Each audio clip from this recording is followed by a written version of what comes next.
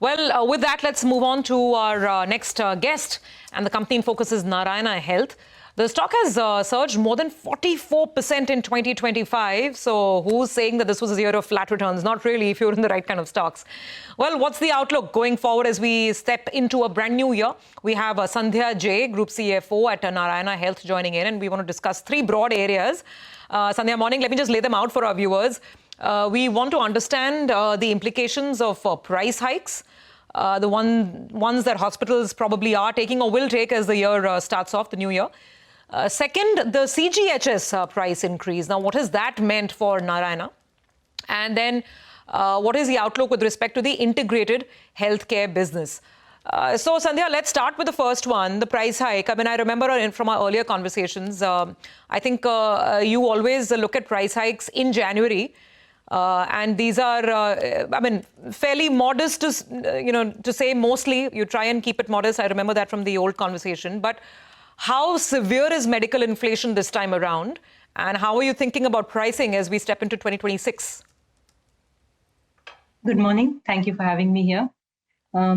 So as far as the pricing is concerned, again, we aspire to keep it very modest. Given that there is definitely paying pressure both on the insurance side as well as on the cash side. So we are aspiring to keep it modest. The cost, of course, one impact which will significantly come is the wage impact, both because of the new labor code, there is some amount of cost impact that we are going to see, but also in terms of the regular inflation that we are seeing. The second big piece which is playing a material part for us is currency. The volatility that we are seeing in currency and therefore the impact it is having in terms of our capex spending is another part that is playing. On the positive side, of course, we are still continuing to get flow-through benefits from the investments we've made in technology. That's what has allowed us in the past and continues to allow us to keep our price increases moderate. And the other positive play which is playing in our favor is the more and more higher-end procedures that we are able to do. And that's also helping us a little bit on the pricing side. Okay, so that's offsetting some of the pressures, got that. But when you say modest, how do you define modest? Is it in single digits? How should we read it? Very low single digits. Very low single digits. Okay, that'll be extremely, helpful for your patients, I'm sure. But also tell us where conversations are with insurers, because there's been a lot of chatter in the recent past about insurers looking at not raising rates. Have there been any conversations that you've had? And, what's the outcome? Insurance negotiations are for a period of time, and therefore continuously through the year, there would be some insurance which would be coming up for renewal. And every time we go for renewal conversations, like any other negotiation, there is a push and pull. The insurance insurance organizations are also struggling with their cost structures, and therefore there is a lot of pressure that's coming. But what we have seen is that if we have a meaningful conversation, I think we've seen reasonableness at the end of insurance as well. And we also get very good support from hospital organizations like AHPI, Nat Health. So where there is certain behaviors that we want to address, we do take help from them. But largely on a bilateral basis, we've been able to have meaningful conversations because our price hikes are not significant. Our regular SOCs are something that insurance are able to accept, of course, subject to some moderations which both parties have to accommodate. Sandhya, morning, just one thing. There's no communication from, in terms of these price increases, etc. There's no intimation of the government or anything, right? Whether you can go ahead and maybe, we reported that there was some deliberation going on. And the government was holding meetings with hospital companies. I think there were a couple of rounds with different sets of hospitals. Anything you can tell us? So there is there are a few conversations which have been more to bring a sense of balance between insurance and hospitals.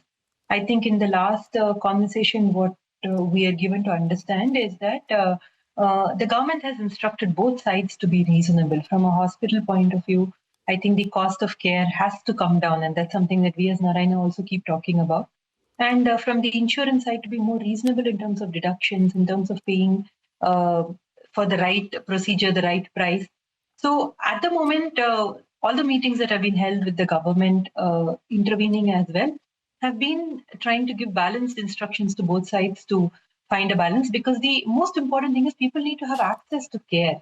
And with some of the stress that's going on, cashless are being disabled for people, and people are not able to avail care seamlessly. So that has to be addressed. So which is the intent of the government? Yeah. We had reported, the last round that we reported was around the 13th of November is when we said, well, the second round happened. I don't know if something happened after that. But, after the first round of these meetings, what we had reported is that some hospitals had agreed to not take rate increases in 2026. When you say both sides to be reasonable, I understand. I mean, it's not a question so much for Narayana, but do you think we are moving towards increased scrutiny across the healthcare costs from a consumer perspective, which includes insurance and, of course, hospital charges as well? The scrutiny is at one end, it is required also, because if there is an unreasonableness from the hospital end, we need to correct. But at the same time, whatever scrutiny is being taken by the insurance companies have to be fair, and we need to be reimbursed for the costs that we are incurring. One part which we always miss is that healthcare is a very expensive business proposition, and we've spoken about it multiple times on this call also, and so I don't want to list down. But it is a labor-intensive industry. For every patient that we serve, we have 5 people in the hospital doing some sort of a service to enable that patient avail that care. So that is the multiplier. And then infrastructure. There are no zoning laws in the country. So if you have to set up a hospital, you have to negotiate with commercial real estate. So there has to be an acknowledgement that there is a significant high cost involved in delivering healthcare. And if you look at it in comparison to any country in the West, the quality matches, but the cost is like 1/5 or 1/10 of the Western countries. So hospitals are doing something right. Now, finding that balance is important, but I don't think there will be a position that we will be able to completely do without price hikes, or we will be able to run without being fairly reimbursed for the work we do. All right. Hi, good morning. Good to see you, Win. Well, let's go overseas then, and let's talk about your international operations. Narayana Health, well, they acquired the UK-based Practice Plus Group hospitals. I think it was done at a little south of 200 million approximately. Is it on track to hit that 250 million pounds in FY25? And if you could give us a sense in terms of scaling up, how will it contribute on revenues, margins as well in the time to come? So we're not giving any forward guidance, but what we've reported out, I think we are trending quite robustly in terms of revenue. Now, in terms of our future potential, at the moment we are assimilating. It's a fairly well-run organization. We've been able to retain the entire leadership as part of the acquisition, and therefore we are enabling from a growth and cost point of view, but we are letting the management run the course of their plan, which itself is quite a robust plan. We are looking to improve margins. Mostly it will come from technology and more importantly, improving the payer mix.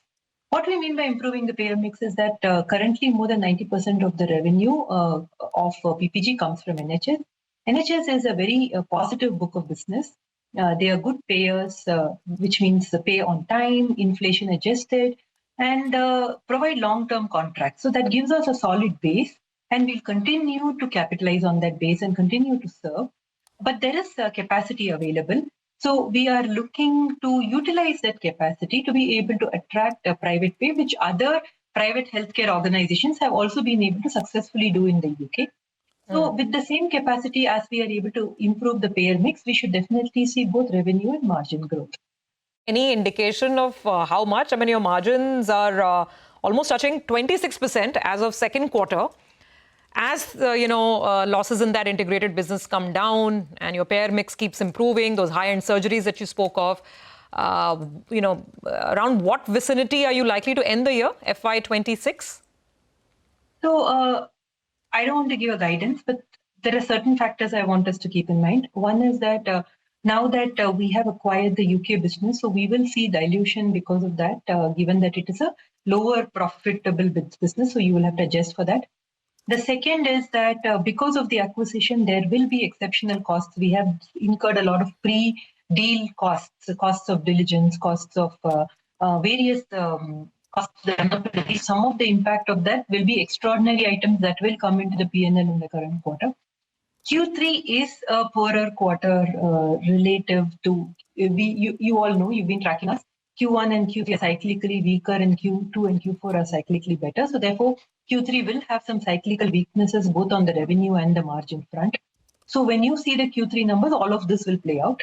Q4 will be definitely very robust for India, the way we are seeing the outlook for Q3 and Q4 we've picked up quite a bit in India and we're continuing to do more. So we will see that positivity in India. Cayman will be more or less stable. UK will be continuing at the levels at which it is. So that's how our numbers will culminate for the year. Okay. All right, Sandhya, we will leave it on that note. Thank you so much for joining in and wish you happy holidays. Wish you a very happy end to this year and a happier 2026 as well. Thank you so much for joining in.